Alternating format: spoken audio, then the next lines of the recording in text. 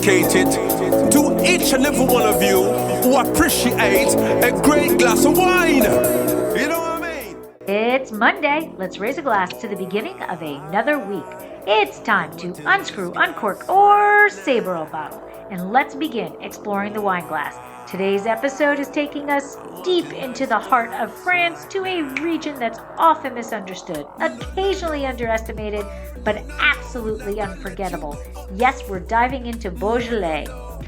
I recently attended an incredible seminar in Los Angeles that focused on the geology of Beaujolais, and let me tell you, it was next level nerdy and in the best way possible. We're talking over 300 different soil types identified across the region. Yes, 300. And if you think that's wild, just wait until you hear those soils express themselves in the glass. We tasted through 9 wines, 3 wines each from 3 distinct soils. Yeah, it would be a hell of a seminar if we got to taste all 300, but the differences were mind-blowing. This is the kind of wine geekery that's so fascinating it becomes borderline addictive.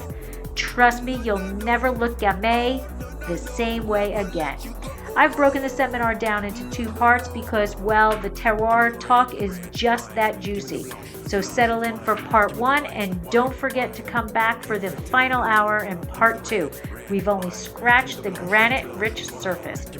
While you're listening, it would be greatly appreciated if you could take 1 minute to subscribe, rate, and review. It takes only a few seconds of your time, but means so much to the show. Also, please be sure to check the box for automatic downloads so that new episodes of Exploring the Wine Glass show up in your next up feed. The next best way to support Exploring the Wine Glass is to tell your friends. If you enjoy the podcast, your wine-loving friends will too. Follow me on all the socials, and finally, don't forget to head to the website exploringthewineglass.com to read the blog and sign up for the newsletter and keep up with all happenings. Slancha! Hey everybody, I'm Lori Budd, a UC Davis winemaking program, Spanish wine scholar, sommelier service, champagne and Côte d'Aron specialist, and a WSET Level 2 graduate. You can find Exploring the Wine Glass on all the socials as well as your favorite podcast catchers. If you haven't subscribed yet, now's the perfect time to swipe, subscribe, rate, and review. Stay in the know about all things wine by visiting my website, exploringthewineglass.com. I promise I'll never tell you what to drink, but I'll always share what's in my glass.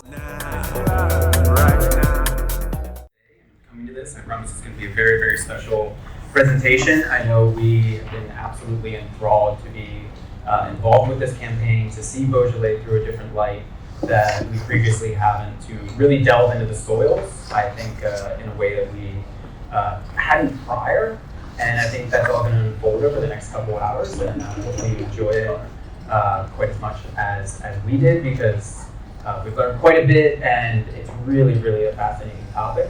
I'll kick it off. My name is Greg Van Wagner. I'm based in Aspen, Colorado. I started SomGeo, which we're going to take you through today, and that's the lens that we're going to be showing Beaujolais soils through. SomGeo is kind of like a Google Earth for the wine world. I have an education platform that does all of like the hardcore education and then also the business side. In addition, I make a small amount of wine in Colorado in the Willamette Valley, and I've been a wine director for a while. And yeah, so we'll be taking you through. We have Guillaume.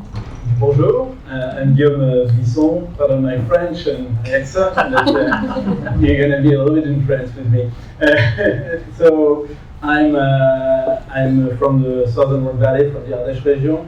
I've been a winemaker for 12 hours, and then I moved to sales roles for North America for the Boisset family. Boisset family is a producer in origin in Burgundy and also in California, north of me. And so I work for them for North America, based in Montreal. So I'm gonna talk on behalf of the Montreal winery later during the tasting, and also on behalf of all the producers of Beaujolais. A lot of people to talk for. Yeah, a lot of pressure. Hello everyone, I'm Josh Orr. My new job is with a wonderful company called Brabant Selections. I am Director of Education, and then I also manage sales here in Southern California. And I am happy to be up here because I think this is something that it's at least for me, very rare to be part of, I think, what is potentially kind of a hallmark point for our region in terms of what is going on with Beaujolais and what they've done. And we'll elaborate on that more, but from my geek inner heart piece of learning about wines, this is very cool. So I apologize if I get up on a soapbox and get super excited about things and start talking. Greg has to deflect things and keep me in check, but it's something that is very exciting for me, and so we're excited to share it with you guys. With the way the setup is going to be, you'll see on your sheet in front of you soil types, you'll see wines. We're going to go through it in 3 flights, okay? So you're going to have the flights set up based on soil type, and that's not something we often talk about with Beaujolais, so that's the whole ethos behind today's presentation based on data that's come out. And so we'll start with a couple of whites, which is a ton of fun because how much of Beaujolais is dominated by red? About 96%. Yeah, so 4% will be devoted to white, which is fun because we have 3 wines here, so that's about 3 of the 6 Chardonnays that get domestically imported. But what's nice too, speaking of that, is most of these wines, if not all of them, are available locally. We source locally, so when you get done with this and you have a couple of wines that blow your mind, you should be able to find them for all intents and purposes. It's not something that we had sent over from a winery that Guillaume brought over in his suitcase. It's something that you should be able to incorporate in your lives, whether that be on a restaurant program list or a retail shelf or in your home drinking it. All of those are certainly approved by us. As we go through, you'll see we'll progress from limestone to granite to pure blue. Please interrupt at any point. We are all about sharing our knowledge, but we like candid conversation. We like keeping it real, and rather than lecturing like a teacher, I would love to have questions. I would love to have comments. I know a good portion of you, and so it's fun to have engaging conversation. I know this community here in LA is very savvy, and so I really appreciate the solid showing here. It makes me very proud.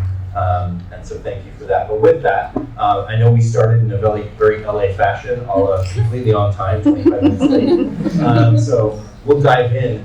We have an amazing seminar in terms of the setup that Greg has incorporated with Geo, and the wines will get poured through it as we go. You'll see interruptions when they pour the wines, but hopefully that doesn't distract you too much. One of the wines in particular, we're going to pour fairly light on. I apologize for that, but it's something that, should you want more, it is available locally in some aspect, but I'll elaborate more on that. But it'll be the Morgon. It's going to be a little light, and I apologize, but that's just logistics and the fact that it's a Monday and rainy. So bear with us in that regard. But beyond that, we'll go ahead and get started. So thank you all so much for taking the time to come out on a Monday, and let's talk some Beaujolais. Absolutely. And to Josh's point too, instead of the old getting to the end and then asking, are there any questions? If there's something that piques your interest, let us know. Let's have a conversation about it. Let's keep it fluid. So this one, what comes to mind when you think of the region of Beaujolais? I think for everybody it's a little bit different. For myself, my first view into Beaujolais actually came as Cru Beaujolais as a sommelier. And for everybody, it wasn't necessarily the same. And I think the region is really in this inflection point where they're starting to see just what they can do with their wines, and they're making some of the best wines that they ever have. And so it's really exciting to see the region, see the younger generation of winemakers, see the traditional winemakers doing the best wines that they ever had, and seeing the region grow and change and adapt as we get into 2025. It's really fantastic. Let's play the keyword game. What are some things that come to mind immediately? Your first, just throw them out there. Natural, perfect. Earth. Say again. Earth, carbonic, fresh. I like that. Light. Nouveau. Yes, thank you. These are all good things that we didn't touch on because these are all part of the fabric of the story of Beaujolais, and it's all part of where things have come about in terms of the recent years, and part of what hopefully I don't take too long talking to keep you guys late, but it's something that we'll elaborate. Other things for me when I was studying and prepping and ongoing studies, Beaujolais got simplified into the crus were granite, and everything else was a little bit of limestone clay. That was it. It was that simple. And there was some carbonic, and it got left at that. It was like, how do you memorize the crus? Okay, well, you didn't pay attention to north or south. You didn't pay attention to letters or artists. You just found some way to create a study method. And I'm glad to say that with this, it's nice to be able to see there's differentiation for reasons that has applied even to we were talking earlier with a couple of guests from the media, that's applied even within the region to like a son who has now taken over winemaking from his father and from his grandfather. They've been like, no, that plot has always just been a little funky. Well, now thanks to soil studies and what have gone on, they have reasoning why that differentiates from the other 2 hectares that they farm as opposed to that 1 hectare. And that's really cool because it's a lens into terroir that has not been previously available for Beaujolais. And it gives Beaujolais a definition and a intensity to it that is likened to its neighbors in Burgundy and in the Rhone. And I think that's where we should put Beaujolais and not group it as like the little brother, which is something that has happened in the past. Absolutely. So, geodiversity. This is something that, a lot of times as you're studying wine, you think of it in relation to Alsace. Alsace has done a fantastic job marketing that. Really just in recent years with the soil study, we had concrete data to show the geodiversity of Beaujolais. And that's something that hopefully we can get the word out today, but also as vignerons and farmers are seeing what plots are these different soil types, they're gaining a much deeper understanding into their own vineyards. So while today we're going to look at it through the lens of the 3 major soil types, so limestone, calcare, granite, and bluestone, the soil study found that there's actually over 300 unique soils within the region. And so we would be here, I think, until the next week or 2 if we went through all 300. But really, we want to hone in and view it through the lens of these 3 main soil types. And hopefully that we can start down that realm of seeing what all these different vineyards are, as opposed to, I hate to break it, it used to be as simple as say, oh, it's granite over there, and some limestone and some other stuff here. It's a little bit more complicated than that, but we won't get too far into the weeds with all 300. So we're looking at it through these lens of 3 really unique identifiable soils. So this is an interesting thing that I hadn't prior known existed. Josh and I were fortunate enough to go to the region last year on a 4.5-day intensive. It was my 3rd time to Beaujolais, and I never knew that most of this existed. So UNESCO Global Geopark. So you've all heard of UNESCO World Heritage Sites, things like this. A geopark is essentially an area that is celebrated for its geodiversity. But beyond that, you actually have to reapply every 4 years. And at first I thought that was funny. I was like, so they're rocks, how much do they change in 4 years? You're typically talking like hundreds of millions of years for this geologic change. But a lot of the beauty of this is that the geopark designation actually creates areas that you can interact with these soils. So for example, if you walk around Villefranche, there's actually a walking tour that you can take, that you can follow building to building, that you can see different fossils in the church, in the stones that make up these different buildings. Similarly, on the top of Mont Bruy, there's a geopark that allows you to walk around with giant examples of all the different types of rocks. And in addition, the reason you have to apply every 4 years, and it is so stringent, is because they want to make sure that you're taking care of the earth. You're not bulldozing areas, you're not scraping the earth clean, that you're doing the best farming and construction practices to keep the treasure that you have in the soil.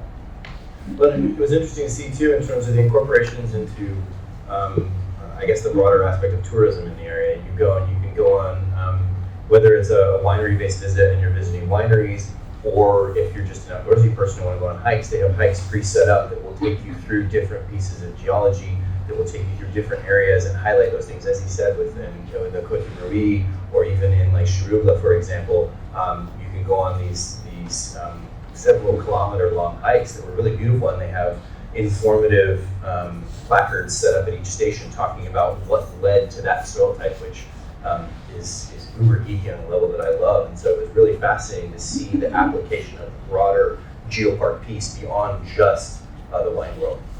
And so it's something that, should you venture to Beaujolais or to Lyon and want to go a little north, definitely look into that piece of it, because it can create broader picture of the area and a better understanding, and also a better enjoyment of visiting that area than just going to say we're going and visiting a couple of producers and going to Julian and visiting a couple of producers and then ending up in a Bouchon in Lyon.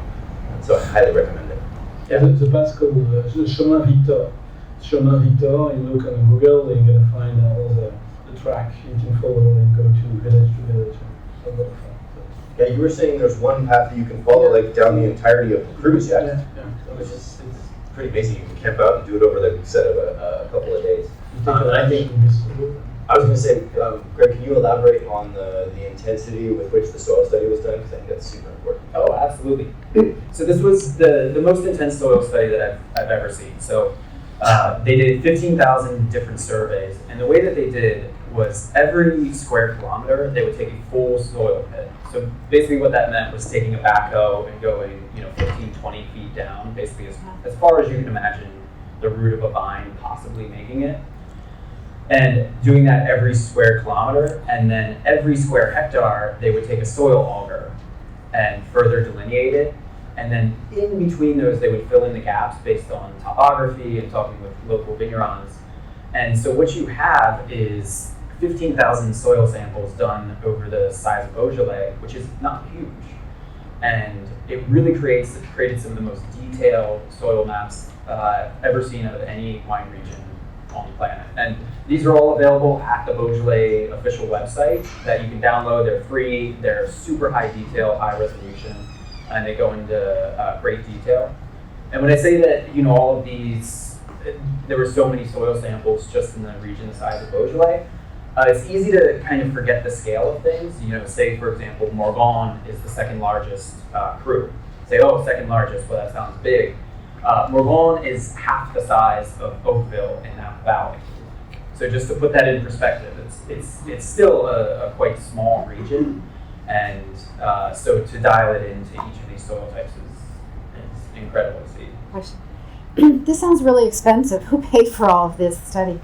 My understanding was that it was the EU. Yeah, that's what I Was it figured. one body that carried that out? Was it one organization? Yeah, so it was a soil mapping company called Sigal, spelled like Sigalis, and they are specialists in this. I believe they've worked with other wine regions, but I haven't seen anything to this level. I'm a firm believer in aging Beaujolais. I've seen plenty of examples from 5 to 10 and even 15 and longer that are absolutely stunning. While in the region, Josh and I we got it as a blinder. It was a Beaujolais Village Nouveau in 2010, right? No, I want to say it was like 04. 04, yeah. I mean, it hadn't left the winery, right? So it was in perfect storage condition and probably been laid on its side from the second it was bottled. But Beaujolais Nouveau, Beaujolais Village Nouveau, from 04, and this was last year, so 20-year-old Beaujolais Nouveau. It was awesome. It was completely stunning. And so I'm going to chime in and piggyback on you with your question. I think Beaujolais is definitely age-worthy. Whether it's in the same capacity as, say, Barolo or Bordeaux remains in the eye of the beholder, but you also have to not look at it as just Beaujolais. I want to emphasize this to the group. Please look at it from the standpoint of Beaujolais AOP versus Beaujolais Village versus Morgon versus Moulin à Vent versus Chirouble versus Julian. A Morgon is going to age differently from a Chirouble. And then also, we geek out on this on other regions, a 21 is going to age differently from a 20, which is going to age differently from a 22. And so that's where it sounds daunting, but from my standpoint, I love cause and effect, and I love having reasoning for why things taste the way they do, and variance. I think there is no beverage on planet Earth besides wine that rewards curiosity in an infinite way that wine does. I love beer, I love spirits, don't get me wrong, but wine is just so unique in that regard. And so, yes, Beaujolais ages. And if you want to get it into a simplified form, I think if you like the very fruit forward style, drink it in the first 5 years. If you want a little complexity, 5 to 10-ish. But it really varies, and it's like producer plays a role, vintage plays a role, much as we talk about Burgundy and Chambertin versus Les Amoureuses versus whatever, Les Saint-Georges and Robert Chevion versus Roumier. Like, those conversations are had in other regions. Why can't they be had in Beaujolais? Sorry, you asked the question that I wanted to get up on my soapbox about, so hopefully gives you an idea. But today we're going to taste 4 vintages, which is awesome. You'll taste 20, 21, 22, and 23, which the only ones that have kind of some similarities are 20 and 22 for heat and drought. And so I encourage you to think about that as you go through. 21, more of a difficult vintage with frost and some coolness. 23, back to kind of classic Beaujolais. But as you taste through the wines, check that out and see where you think, because obviously 23 is going to have some baby fat, and 20 may not feel like it's as old as it is, whereas 21 may be a little more advanced. It's a fun kind of nebulous thing that I really enjoy personally. And so hopefully that gives you a little perspective on what you were looking for there in terms of that answer. What I think with Beaujolais too is one of the things is that it has to do also with the availability of aged wines. There's less people that are just holding on to Beaujolais to sell as an investment, or big houses up on the hill that are stocking Beaujolais to age. So consequently, you simply don't see aged examples in the market as often. I've run wine programs where I was able to get some aged examples, and they've been absolutely stellar and fantastic. And if you do kind of scroll through the auction sites, occasionally you can find you can get some great finds, and because everybody else is going to different regions on some of these sites, that if you go through like Hart Davis Hart or something, you can find some good, very well aged Beaujolais, and it'll definitely make an impression. It's really dependent on the storage too. Like, I mean, as you said, you tasted the Beaujolais Nouveau, who was aged in the same cellar as the producer for 20 years. It's obviously super. Obviously, it's going to show better than if you travel the whole world and if you've been into different cave and cellars from everybody. But yeah, I think to your answer, like, yes, you should age Beaujolais, and that's why I always recommend buy a case. That way you can try every 2-3 years wine bottles, and then when it's ready, you invite all your friends and you get a good party. But it's always important. All wines could age, and it's always a question of taste. Like, what do you like? Mushroom, sous-bois kind of flavor evolution, or you like primary fruit? And when you like primary fruit, it's better to drink the wine when it's young. When you like evolved fruit, like cooked fruit, a little bit more earthy note, or mushroom, this kind of flavor, or laser, sorry. And those flavors gonna come with the aging in most of those. So, but yes, as George will mention, like, it's different between the fruit, the vintage, and everything. So that's why it's a little bit of a game. You have to kind of try, guess, with some people who have tasted, or the producer sometimes can give you good advice. But yeah, it's also a question of your taste. So sometimes it's hard to define if it's going to age well for you or for somebody else. You know what I mean? So, yes, sir. Was that Nouveau aged in bottle or in barrel? Bottle. Yeah. Yeah, and we also had a bottle of early 80s Côte de Brouilly too from another producer that said there. So we have some pretty phenomenal examples. But to Guillaume's point, beauty's in the eye of the beholder. And so it very much varies on what you're looking for from a personal standpoint. Those are experiences I won't soon forget. But like, if I'm just going to go to Hart Davis Hart, I'm going to be very conscientious of producer and their style, because if it veers toward one of the keywords that was thrown out was natural. There can be instances of bottle variation, there can be instances of volatility, so you have to be aware of that and cognizant of that in your mind, as opposed to a producer who maybe veers towards Burgundian techniques. So those are all things that can be frustrating, but also can add to the diversity and the experience of providing another different experience with wine. So it's a lot to take in, but hopefully it's what keeps you coming back for more. I don't know. I have a question. Yes. So, I was always under the impression that the stylistic choice of Nouveau was to bring the wine onto the market by next year. So I think with that impression, you would think to age it, if I'm... Yep. Okay, so the question was the stylistic approach or the stylistic attempt is for Nouveau is to get it on the market by the next year. And the ethos behind Nouveau, Beaujolais Nouveau, was to be the first wine to market from the vintage as quickly as possible. There's stories from the 70s of loading cases of wine onto American Airlines flights to land it in New York like a couple of weeks later to be literally the freshest and first wine to vintage. And Nouveau is a piece of Beaujolais history that's important, It's a piece of Beaujolais history that's put the wine on the map for a lot of people when you look at the broader spectrum of like the US market in general. But for what we're going to talk about today, we're going to focus more in on the appellations that are the cru appellations, whether it's Juliana, Morgon. So Beaujolais Nouveau, well, an integral piece of the history is just going to remain that. We're going to keep it as part of the history, and it's something that all too often that piece and even now the natural wine piece get Beaujolais grouped into one box in particular, when in reality that's only one small part, right? It would be like saying, I don't know, Dry Creek only makes Zinfandel, and that's the only style of wine they make there, period. Whereas there's actually a broader spectrum of wines made there. It just depends on what you're looking for. So yeah, Nouveau, the whole intent was get it there quick and cheap and make some money, and we'll deal with everything else later. And they're dealing with the repercussions of that because a lot of the world only knows Beaujolais Nouveau. And so that's something that they're digging out of, and that's kind of the hope of educating with this today. This 2004 models was probably left over, forgotten in the cellar. That's where they open it. But the goal when you do Beaujolais Nouveau is just it's a fun tradition in our region, like to just have a first taste of the wine that you make during the year. That was the origin of the movement. Then it became very active. But it's low, small extraction, nothing. Less and less every year.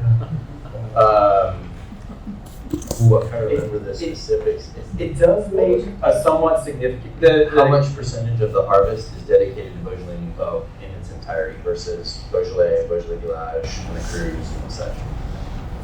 It's smaller and smaller because it's getting very more and more local. It's so costly to ship it very quick to be released Thursday of the month of November. So even last year in the US it was very complicated to organize the shipments to be on time. So yeah, you see less and less, and it's still big in Japan. Like it's still big. I think the swim in the Beaujolais Nouveau, like they do a lot of fun stuff there. But yeah, it's getting more local. Well, so the question was, it was a great marketing tactic. I don't know why you've given it up. With that, it grouped them into a singular spot of one style of wine at one price point. It's kind of like the Aussie conundrum with critter wines. Mm-hmm. And so it was something that was wildly successful in what it did, but it didn't typify the region in its entirety. And so they're trying to move beyond that to show maturity, to show diversity, to show complexity within their wines. And that involves Beaujolais Nouveau taking a step back and becoming a side piece within the group as opposed to the lead singer of the band. Well, we're still drinking it and still doing it, but there's way more. But also, other regions started doing wines of the vintage, and so no longer was Beaujolais Nouveau the only wine of that year you could drink 2024 in 2024. And other regions started doing it, so the novelty wore off a bit as well. Correct. Sure. Thank you for that. I think we're going to keep going forward, but I feel like there's one hand over here. Otherwise, we're going to keep moving. Let's keep going. And finally, we're getting wine in front of you guys. I'll start to switch. There's some thirsty people in here. Thank you to the team that's pouring the wine. Perfect. So that's a great segue. Just the one last thing on the soil type. So Beaujolais is officially also recognized as a heroic vineyard site, and so typically you see this label, and there's actually specific data that you need that apply to regions like Valpellina, Coroti, the Mosel, things like that. Beaujolais is indeed about 30%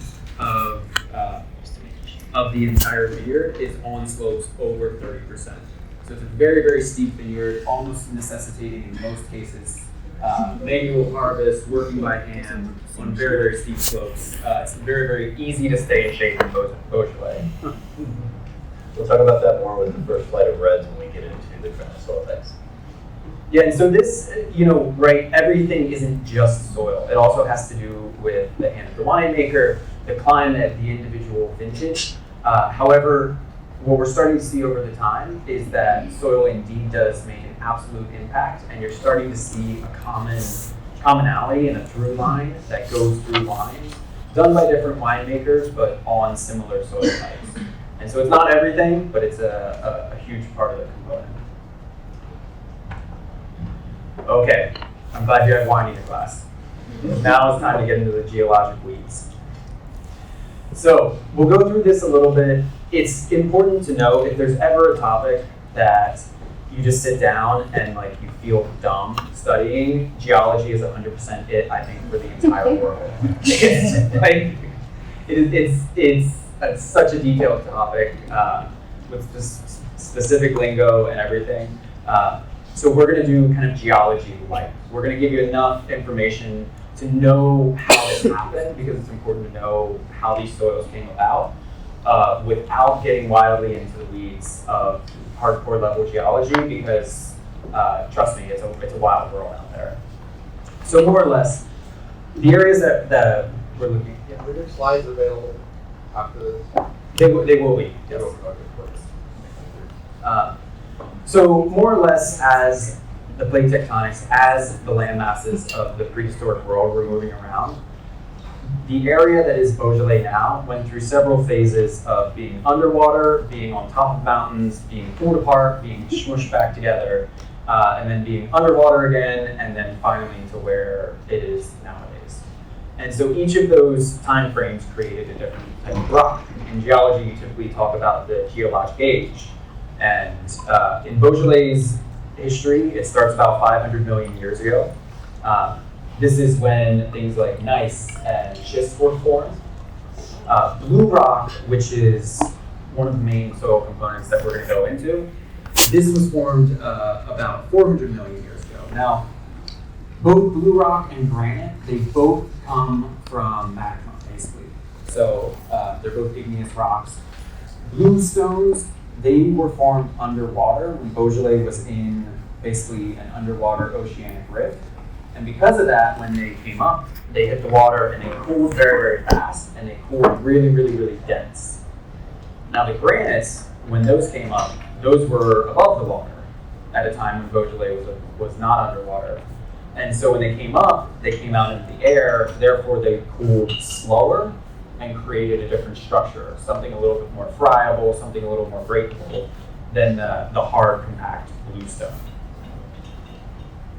So as we go throughout the years, you get into a spot where Beaujolais is now starting to be back under a prehistoric sea, and this is where you get all of your calcareous limestone-based soils. So between fossils, sedimentation, all of these things that bring carbonates back to the earth, that's when those all formed. And now, a word from our sponsor. Did you know that Dracaena Wines has a wine club? We named it the Chalk Club. Draco is on our label, but Vegas was getting a bit jealous, so we decided he deserved to be our wine club spokesdog. In Las Vegas, betting chalk means that you are betting on all of the favorites, and we're gambling that once you taste our wines, we will become one of your favorite wineries. The club is simple, yet a bit different than most. We don't ask for a lot of commitment like others do. Choose between 3 tiers, the Sweet 16, where you will receive 3 bottles twice a year and get 15% off all orders. Sign up for the Elite 8 and get 20% off all orders and receive 4 bottles twice a year, or make it to the Final 4 and receive 6 bottles twice a year, as well as receiving 25% off purchases. All tiers receive discounted shipping, are customizable, and are eligible for unlimited referral bonuses. Add $15 to the bank for each person you refer. Head to www.dracaenawines.com to use the link in the show notes to find out all the Chalk Club has to offer and to sign up. We've stocked the odds so that you can get our award-winning wines without breaking the bank. Now, as we get into a little bit more modern times, the water started to recede. So now, you have all of these different components that are on the area that Beaujolais is. However, a really key point is that during the last major ice age, Beaujolais was literally within 10 or 15 kilometers of where the edge of the glaciers were. And because it wasn't covered by glaciers, it actually managed to retain all of these rocks and soils. Whereas if that area had been glaciated, it would have all been pushed off as the glaciers receded. Does that make sense? So Beaujolais was actually able to keep all of these different rocks that otherwise, had it been glaciated, would have gone away.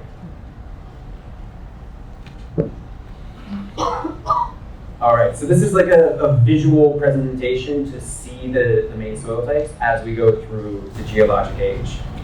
Okay.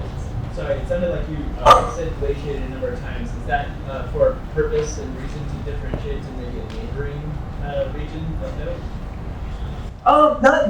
Not necessarily to differentiate it, but it is one reason that a lot of these rocks that are 300 million years ago, 400 million years ago, had the area been glaciated, it would have had a tendency to push everything away or to different areas. So I don't think it's the entirety of why the Beaujolais still has this diversity, but the Earth would certainly look different had it been. So yeah, this is, when we talk about bluestone, literally this is a perfect picture of it, because you look at these hillsides and they are blue.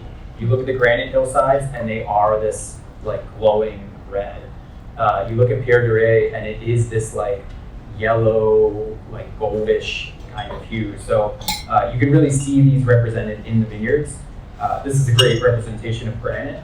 This piece is an intact piece of granite, but when you're in the region, you'll see different variations where it's starting to kind of pull apart and can create a more soil-like structure. So it's not all just like your kitchen counter.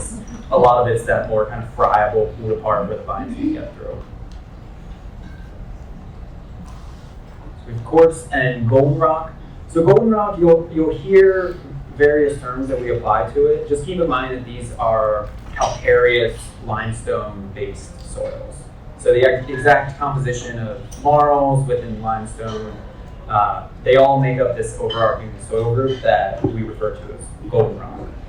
And you'll hear us refer to it as Pierre Duret later.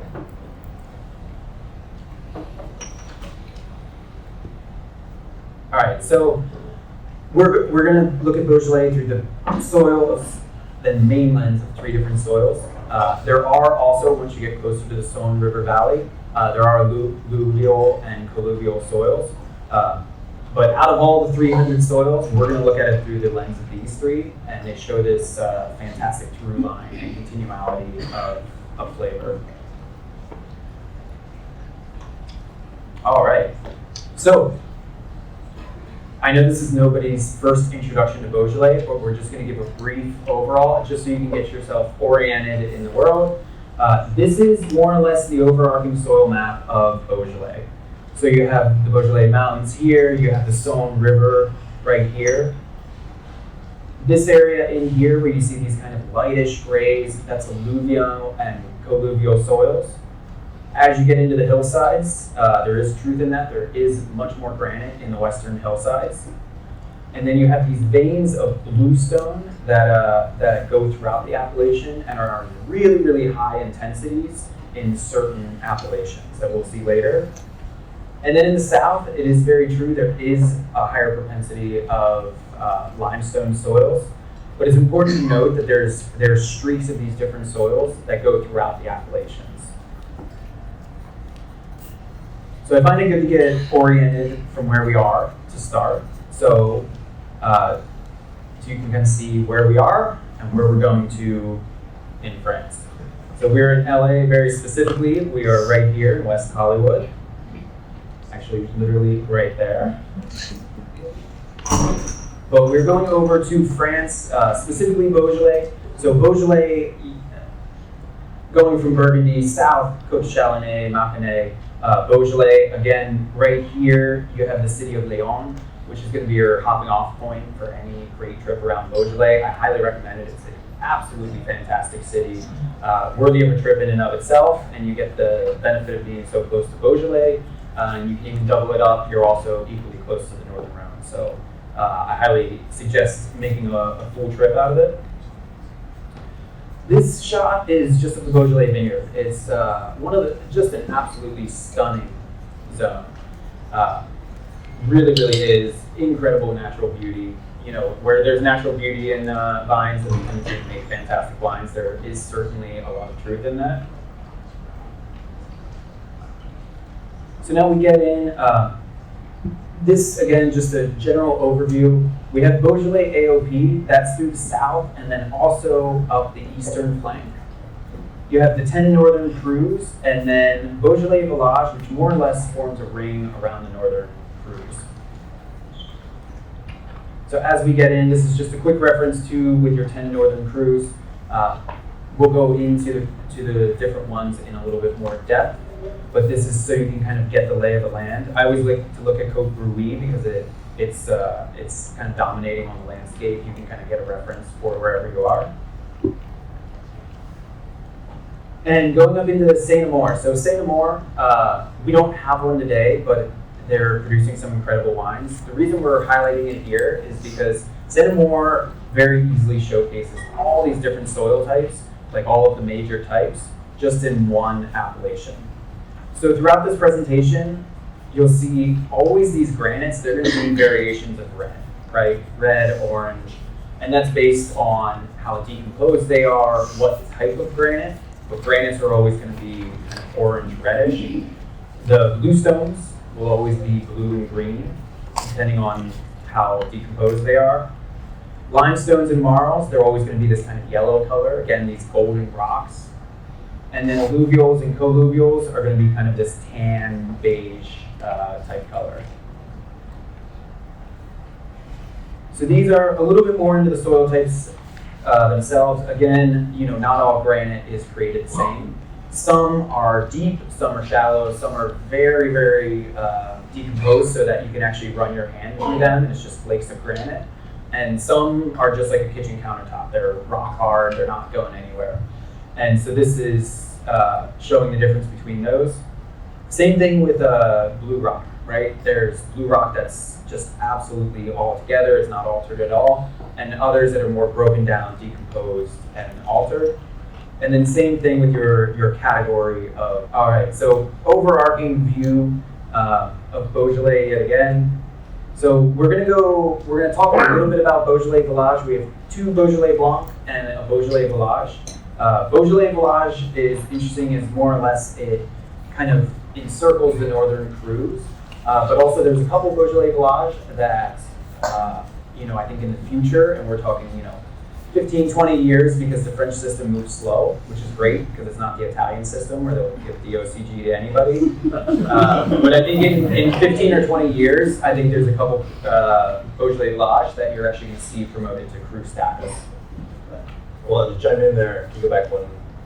Sorry, before you go from that, but I think it's important to note that, as Greg said with Beaujolais Village, it is kind of an umbrella enveloping the crus. And so you see here with the statistics that it's a primarily granitic setup in terms of the soils. And so it's a one that when you find a producer that you like, if they make a Beaujolais Village, that's probably a little bit of a diamond in the rough kind of treasure trove wine where you can find something for very BTGable, very Tuesday night, you've had a rough day at work kind of wine that is something that if you didn't know that Beaujolais Village was grouped into that area with the crus, you may just assume, that's kind of just an everyday wine. But in reality, when you see that Village piece accoladed onto the end of it, you're in a much more concise area that is surrounding the crus that is heavily reliant on granite. And Gamay tends to do very well on granite. So that's something I like to point out in terms of Beaujolais Village versus the Beaujolais AOP in itself, in its broader entirety. Absolutely. And this is it visually. Again, this area in the center, that's the northern crus. You have the Mont Bruy just here. And so forming an envelope around with lots of granite, lots of bluestone, and making absolutely fantastic wines. So one of the villages that could potentially work on the cru status over the next decade or two, Lancier.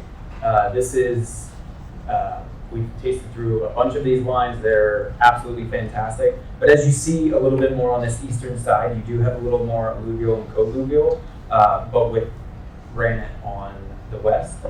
Comparing that to another village that I think in the future could also see cru status, Lantenier, that's all the way up in the western foothills, which is almost entirely granite with these cores of bluestone going throughout.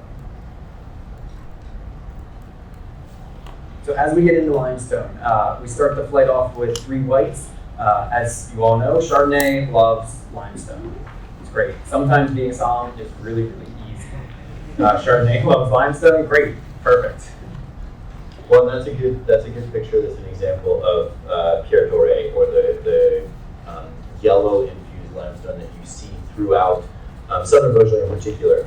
And when we talk about Pierre Doré, we'll elaborate a little bit on, there's a group of producers that have gotten together to form, I guess, a body to promote wines from Beaujolais that they've named it Pierre Doré. So that can get confusing because not only is it a soil type, but it's also a group of producers promoting higher quality in the better Beaujolais appellation. Not all wines from Pierre Doré are grown on Pierre Doré soils. Okay? So hopefully that's not super confusing. But what's interesting is Southern Beaujolais, this stone is really prevalent and they use it in quarries. And so you see buildings, whether there's small towns that are all entirely of this golden limestone, or whether you're walking around Villefranche and a certain building sticks out, it's a piece of soil that has been used a lot in the infrastructure of the area, and it's given the area a likeness to, they call it the Tuscany of Beaujolais, or the Tuscany of France, because the afternoon sun and the way it hits this golden rock kind of gives that setting you feel in like a Provence or in Tuscany, and it's one of the more beautifully, visually stunning areas to drive through in that section of France. And so obviously you see the quarries here where they have stones that, I mean, it was just massive. You can see the fence at the bottom when you have to walk through here, and they had buildings surrounding the area. A little small town next to it was all built out of Pierre Doré, the goldstone, and it's something that is very, very tightly knit into the fabric of the region. And so be aware of that, because the producers that are putting together the Pierre Doré certification or stamp are pushing for it, and as Greg said, it may take 2 decades to get there, but they're trying to promote that and using that as their way to champion it as a piece of the history of the area. Cool. So that's in the quarry. This is what it looks like in the vineyard. In the 3 glasses in front of you, you have, the first wine is a 2023. It is, all 3 are Chardonnay. And yes, sir. They're all 3 Chardonnay. 2 are from the area of where most of the Pierre Doré is concentrated in southern Beaujolais, near a town called Bois de Wont. Wont is a fun word to say. It's O-I-N-G-T. And it is between the 3 wines. Yep. So the first one is going to be done in stainless steel with a little bit of lees contact, so bright, fresh. The mineral expression to it, to me, almost has a slight Parmesan-y character that reminds me of Chablis a little bit, but with a little more yellow fruit, but really bright and fresh. Wine number 2 is actually from Beaujolais Village. So we've moved up north into the Cru area. It's from an area that used to be in Fleury. And so the soils, while they do have limestone, it's not as heavily present as in the south with the Pierre Doré. So it's a marl with limestone present. So you see a little different fruit expression here. You see a little broader texture. You might see some peach tones as opposed to just citrus and apples and pears. And then the third wine is, one of these is not like the others in terms of picking that glass up. That is one producer from the area where the Pierre Doré producers are located. It's their top-end Chardonnay. So it's a selection of 3 barrels, and it's spent 24 months in oak. A portion of it is new, and it is 2022, so it's still quite a baby, but it is a full-blown oaky-style Chardonnay that it has a lot more structure going on in intensity compared to the other 2 that are a little more zesty, zingy, zippy, vibrant Chardonnay. The second wine, you find that swirling the wine is going to change the oxidization changes the taste. Absolutely. So there's 2 thoughts here, or there's many thoughts. There's 2 that I think of in terms of, you can take the glass and agitate it a little bit and get some of the subtler aromatics, and then when you actually swirl it, you're going to get some of the stronger aromatics and esters to come out that are more the fruit-forward tones. So I would encourage you to do both. Like if you're just picking up this glass after it hasn't been disturbed, nudge it a little bit. Smell that, to me, gives me some of the floral tones and the nutty tones, and then when I swirl it, I get more of the apples, the yellow apples, the green apple skin, the faint hint of like a marshmallow yogurty kind of character with the leaves. And so there's 2 ways to go about that. So, but definitely swirling it will help it make the aromatics stronger. And then actually, no, we already talked about the third wine, Dorado Peru. And what I thought was interesting is I didn't get a look at this label. Gennaro, the third wine, is it labeled Beaujolais Blanc? Okay, because he has another one, not the Trois Pièces. This is a selection of 3 barrels, but he actually labels it Bourgogne Blanc, which is interesting because technically Beaujolais is part of Burgundy, right? In terms of the way the government looks at it, it's kind of funny because it's not. Like, you look at part of, like, go to Fleury or Chirouble, and technically you have the Loire converging with the Rhone, with Burgundy, and so it's kind of lost in the middle in more ways than one. But the producer actually labels the Chardonnay below this as Bourgogne Blanc because they can, because it's within the umbrella of the broader Bourgogne appellation. But would you know that if you didn't pay attention? No. So that's kind of the funny piece of appellations and where and how you can get away with things if somebody's not paying attention. But I'm glad to see that the Trois Pièces, the top end Chardonnay, is labeled as Beaujolais Blanc, because we want to give credit where Beaujolais deserves credit for some damn good Chardonnay. And that's why Beaujolais Blanc it's fairly new in terms of AOC, because producers are more and more proud of, replicating the name Beaujolais Blanc instead of going to Bourgogne Blanc, and that's also why we see that more on the shelf. White is more trendy, but also producers are more proud of talking about Beaujolais than labeling red Burgundy or Grand Bourgogne. What's the aging on the second one? You said stainless steel 3 years. What's this one? The Johann Lardy is a combination of cement tank and barrel. It's only like 6 months, so not much. And it's very hands-off. It's not 0 in, 0 out, but it's pretty darn close in terms of veering towards the natural piece of things. And so it's a fun mix of Chardonnays in terms of the style. Greg and I have talked about it a lot. I think Beaujolais represents great value in terms of if you work in a restaurant and are looking for Chardonnay by the glass. I think Beaujolais presents some opportunities there, and that it still can hit price points that make sense for that.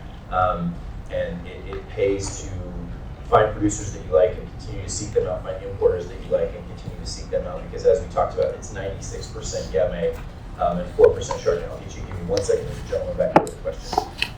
Yes, sir. Thank you. Yes, what's the price point to the first one? Feels like still in percentage-wise compared to Chardonnay entry level. Price points, we can get those for you off the top of my head. I wouldn't know those, I would be guessing. And so I will find out for you and come back to you once we have a break between one of the 2 next flights and get back to you. So I apologize, I don't know that. And then let's go. Yeah, so it's obvious the kind of style differentiation here, soil differentiation between the middle and the other 2. What about tonal diversity? In terms of Chardonnay, I can't elaborate on that because I'm not super sure. Guillaume, do you know, is there a preference in terms of Chardonnay tonal material? It smells beautiful. To answer that question, can dig a little bit, but I don't have that on top of my mind.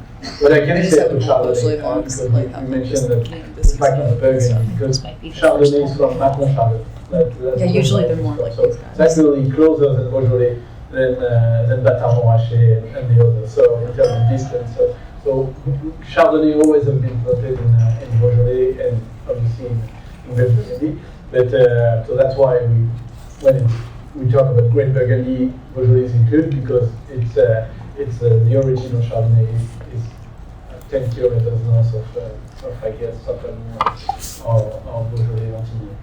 Yeah, but I apologize if we don't have more specifics on for the clone, all liquid.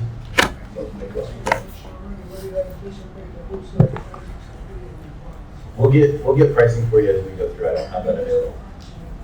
Oh man, I wouldn't dare to guess because I'll be off. I mean, you could let me look on Vino. I'll get back to your pricing. It's hard to guess. Basically, there's 2 things usually, like Beaujolais, around 20, 30 kind of environment and up, based on the quantity and the availability. So yeah. But, I don't know the conditions. So they could be 50. Yeah. Do you find demand for Chardonnay?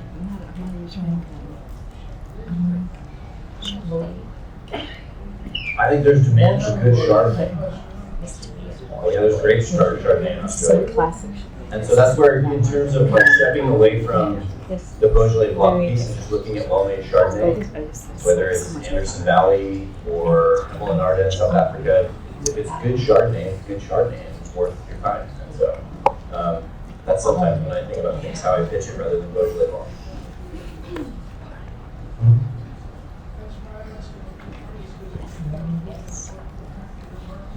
I'm guessing the first two are more affordable and the second one is a little more expensive just because it's spent 24 months in some amount of new oak. Usually that equates to a little more cost in terms of the goods, but I don't know off the top of my head. So I'll find out later. Has the middle one at $24 retail. $24 for the middle one? 24 retail. That's kind of where I would have guessed. And the first one I would guess around that, maybe a touch less expensive, but it's super tasty. And the third I would guess a tier above that based on the profile of the wood. So the comment was $24 for the middle one is the retail. Cool. And they're always delicious. I mean, I don't know about for any of you, but I had not prior tasted really that many Beaujolais Blanc. I think they deserve their time in the spotlight because again, they're, to Josh's point, they're really well-made Chardonnay. Coming from Great Terroir. Again, because it's only 4% of the vineyard area, you just don't see it as much, but I don't know. I'd recommend searching some out if you see some in a distributor's portfolio. Maybe have them pop a bottle because they might not think to throw it in the bag, but there's really an amazing amount of great Chardonnay and Beaujolais. Thank you for all the great questions. I appreciate the commentary. Sorry, we don't have the answers to everything. Yes, sir. So, what about aligoté? You know, that's a good question. I got asked by somebody about why don't they make more Gamay in a white wine profile. I think aligoté would kind of fit in that same map in that it has its places a little bit north of there. You also have a little bit of the rift between the younger brother being Beaujolais and the older brother being Burgundy, that they're willing to take on Chardonnay, but aligoté might be too tall of a task in terms of asking. But who knows? I know there's a group of producers called Les Aligoteurs. Maybe they'll start extending into Beaujolais, but I've never had one. Has anybody in this room had an aligoté from anywhere outside of Bouzeron or the Côte d'Ivry and the Côte de Beaune? So I haven't seen a ton of aligoté. I'm not sure it's part of the when you produce Beaujolais, you have to respect the cahier des charges from the university. I'm not sure aligoté is part of Beaujolais white university.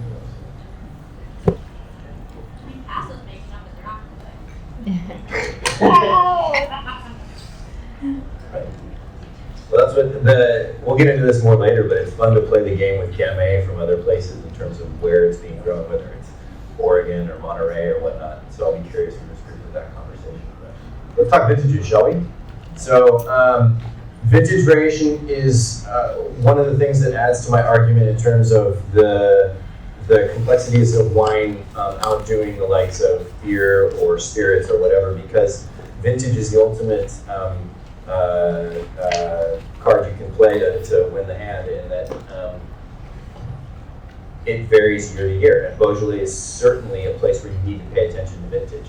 You look at the last 20, 25 years or so, and there's been a huge swing of vintages, whether hail has played a huge role, whether frost has played a huge role, whether drought has played a huge role.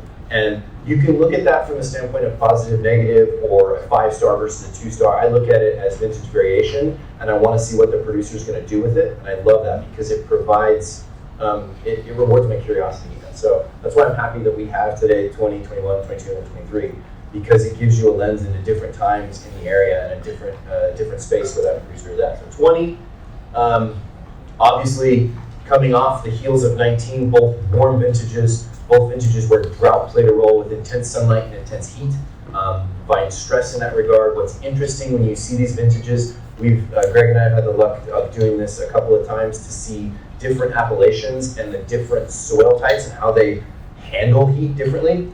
There's a different water retention rate.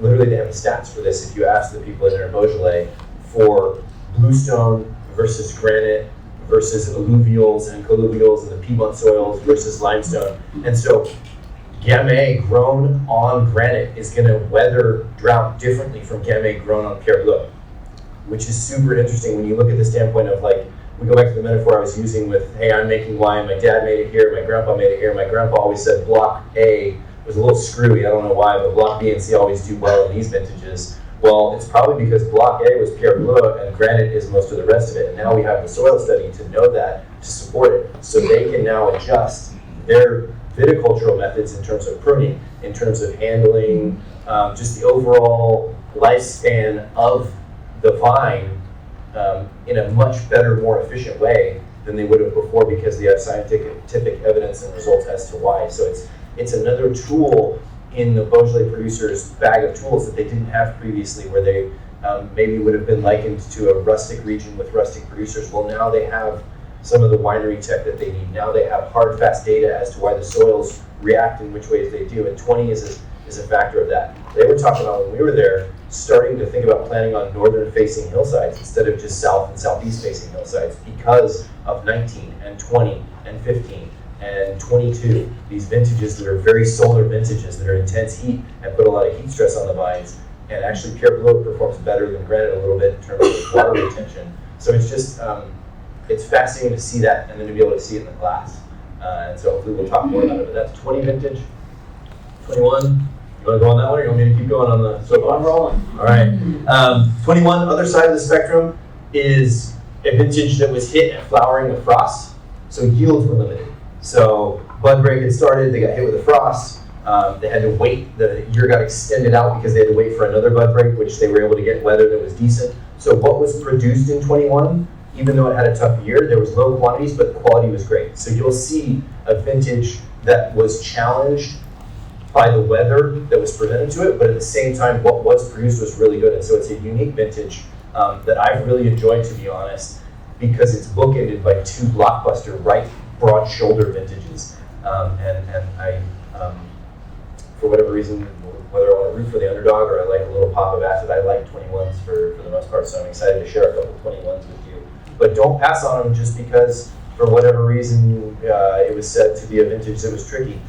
Play to producer, find producers you like, or producers that have a style that maybe you like, or a soil type in the theme with this seminar, and check them out, because vintage variation is fun. There was a question back here. Yeah. So in my experience, I've tasted in 2020 and 21 and 22, between Morgon and Fleury, there was this switch in which Fleury all of a sudden started to have more body and more, it's like, I guess you could say, it elevated itself from the clean, a more feminine style Beaujolais, and Morgon started getting a lot lighter in this category. Do you think that a lot of this has to do in particular with the way that the soil types handle these different vintage variations? I think it was 2021. So I don't know, I'm curious to see also if you've seen that switch yourself between Morgon and Fleury kind of. Can I elaborate on that when we get to the Morgon? Yeah. Is that okay? Okay, cool. Just because I would love to, because I like to jump on my soapbox and stand up about Morgon, because it is, as Greg said, a huge appellation. It's the second biggest one in the region, and not huge. I mean, it's not that big. It's big in comparison to Beaujolais, but I mean, Chenas is like the size of this room. And so there's reasonings there, and that's part of the fun, kind of like, let's dive in with a more fine-tooth comb or lens. So I'll get to that when we get to Morgon. Cool? All right, great question. Thank you. This has been another episode There is of always Exploring the Wine time.